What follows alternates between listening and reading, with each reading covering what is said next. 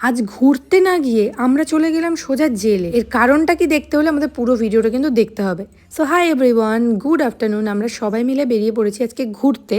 সবাই মিন্স আমি, মা, বোন আর এই দাদা। অনেক দিন পর আমরা ঘুরতে যাচ্ছি, অনেক দিন মানে প্রচুর দিন পর। কবে গেছিলাম লাস্ট সেটাও মনে নেই। তো এই ভিডিওটা অনেকদিন আগেকার, তখন অতটা বেশি ঠান্ডা পড়েনি, মোটামুটি একটা ঠান্ডা পড়েছিল, তাই জন্য আমরা সোয়েটার টোয়েটার কিছু পরিনি। তো তোমরা সবাই জানো আমতলার ওখানে একটা জেল হয়েছে, আর ওইখানে আমরা একটা ফিল্ম সিটি দেখতে গিয়ে ওইটা খুঁজে না পেয়ে আমরা সোজা চলে গেছিলাম জেলে। আর আমরা এই নিয়ে ভীষণ হাসাহাসি করছিলাম যে আমরা ঘুরতে এসে চলে গেছিলাম সোজা জেলে, ভাবা যায়। আর ওই ফিল্ম সিটিতে যাওয়ার জন্য আমাদেরকে একটা কাকু বলেছিল যে ওনার ছেলে ওইখানে ঢুকিয়ে দিতে পারে, but we know that very well যে ওইখানে নর্মাল লোকজনকে মানে সাধারণ মানুষদেরকে ঢুকতে দেয় না। এই ছিল সেই বেঙ্গল টেলি একাডেমি। কি এখানেই এটা নতুন হয়েছে, এখানেই সব সিনেমা বা সিরিয়ালের শুটিং গুলো হয়। আর যেহেতু ওটা ফাঁকা জায়গা, তাই ওখানে ফটো বা ভিডিও গুলো খুব ভালো আসে।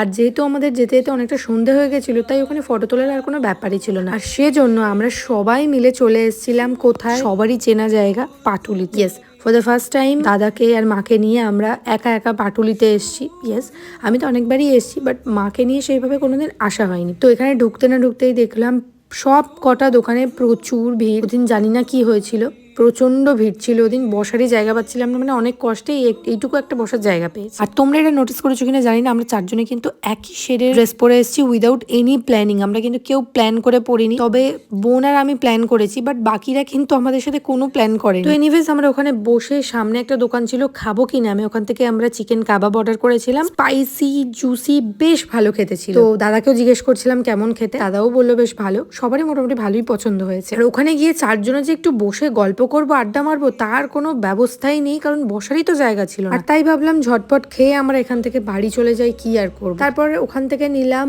মোমো, আর মোমোটা বেশ ভালো ছিল। আমি ভাবলাম ভেতরে স্টাফটা হয়তো পেঁয়াজ ভরা থাকবে, বাট না, একদম ভরপুর চিকেন ছিল, ভীষণ ভালো খেতে ছিল। ওখানকার খাবার দাবার মোটামুটি ভালোই কোয়ালিটি হয়। আর তাই আমরা আজকে ভেবেছিলাম একটা দোকান থেকে খাবো না, 2-3টে দোকান থেকে খাবার ট্রাই করবো।